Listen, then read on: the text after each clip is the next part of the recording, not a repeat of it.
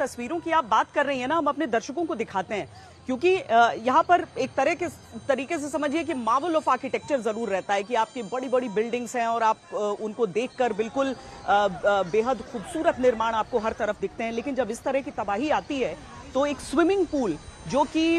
Hotel की छत पर बना हुआ था वो भी एक झरने में तब्दील होता हुआ आज इस भूकंप के साथ नजर आया है। ये तस्वीर भी हम आपको जरूर दिखाएंगे क्योंकि भूकंप की जो अलग अलग तस्वीरें हैं उसमें वो घरों के भीतर पड़ती हुई दरारें जिनका मानवी जी जिक्र कर रही हैं, जिनका जो तस्वीरें भी हम आपको दिखा रहे हैं, वो झूलते हुए झूमर भी हम दिखा रहे हैं। लेकिन ये स्विमिंग पूल जिस तरीके से जो कि टेरेस पर बना हुआ था उसमें से पानी ऐसे छलक छलक कर गिरा है मानो कि वो स्विमिंग पूल नहीं हो, वो झरना बन चुका हो। ये भयावह तस्वीरें हैं। बिल्कुल आप अगर उसे देखेंगे गगनचुंबी इमारत है और ऊपर से केवल पानी ही पानी छलकता जा रहा है, गिरता जा रहा है। ये बेहद खौफनाक तस्वीरें, भयावह तस्वीरें। दरअसल पिछले कुछ समय से थाईलैंड के भीतर इस बात की चर्चा भी शुरू हो गई थी कि भले थाईलैंड किसी बहुत सेंसिटिव सीस्मिक जोन में नहीं आता है, एक स्टेबल ग्राउंड पर है, लेकिन इसके बावजूद आसपास के जो बाकी हिस्से हैं वहां पर अगर कोई बड़ा भूकंप आता है तो किस तरीके से अर्थक्वेक रेजिस्टेंट इमारतें बनाने की आवश्यकता थाईलैंड के भीतर भी है। और लेकिन इस चर्चा को बहुत लंबा समय हुआ नहीं है। तो अब यह समझिए कि अगर उन झूलती हुई इमारतों की बात होती है या फिर क्रैक्स पड़ती इमारतों की बात होती है तो यही उस तबाही की, उस त्रासदी की बानगी है जो इस समय थाईलैंड की जो जनता है उसके सामने दिखी है। और केवल थाईलैंड में तो देखिए जितनी आबादी उस देश की है उससे अधिक संख्या में पर्यटक वहां पर मौजूद रहते हैं अलग अलग देशों से, जिसमें जो बुलेटिन की शुरुआत में भी हमने जिक्र किया कि भारत से जाने वाले लोगों की भी संख्या काफी बड़ी होती है। और इसीलिए अधिकांश लोग परिचित भी होंगे इन तस्वीरों को देखकर, इन सड़कों को देखकर, इस पूरे रास्ते को देखकर, उस पर उन इमारतों को देखकर कि किस तरह का वहां पर माहौल हो सकता है, किस तरह की भयावह परिस्थिति हो सकती है जब इस तरह का एक भूकंप आता है। तो भूकंप आया म्यांमार में उस भूकंप का केंद्र रहा,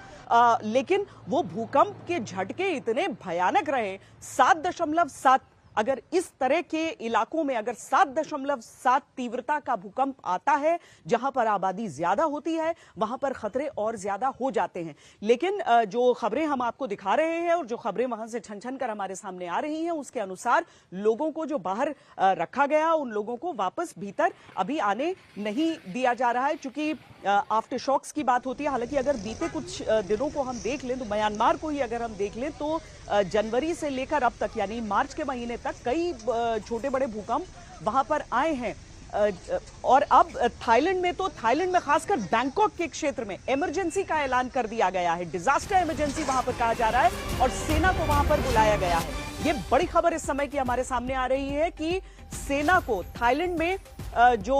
वहां की सेना है उसे वहां पर निकाला गया है ताकि लोगों की मदद के लिए वो रहें, लोगों की मदद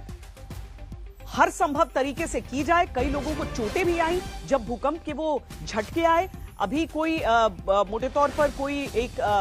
आंकड़ा नहीं दिया गया है कि कितने लोग क्षतिग्रस्त वहां पर हुए हैं, किस तरह का नुकसान वहां पर हुआ है। अभी हमारे सामने जो तस्वीरें हैं वो इमारतों में नुकसान की तस्वीरें हैं, लेकिन इस सब को कितनी जल्दी यहां पर व्यवस्थित कर लिया जाए उसके लिए इमरजेंसी के ऐलान के साथ ही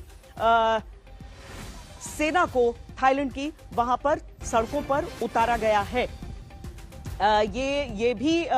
लोग वहां से जितने लोगों से हमारी बातचीत हो रही है उन सब की तरफ से ये स्पष्ट कहा गया है कि जल्दी से जल्दी मदद के लिए वहां पर जो रिस्पांस टीमें थी वो निकल आई थी। उस डिजास्टर के पैमाने को देखते हुए जल्दी से जल्दी सब निकले और पहला जो उनका फोकस रहा, जो प्राथमिकता उनकी रही वो ये रही कि लोगों को निकाला जाए।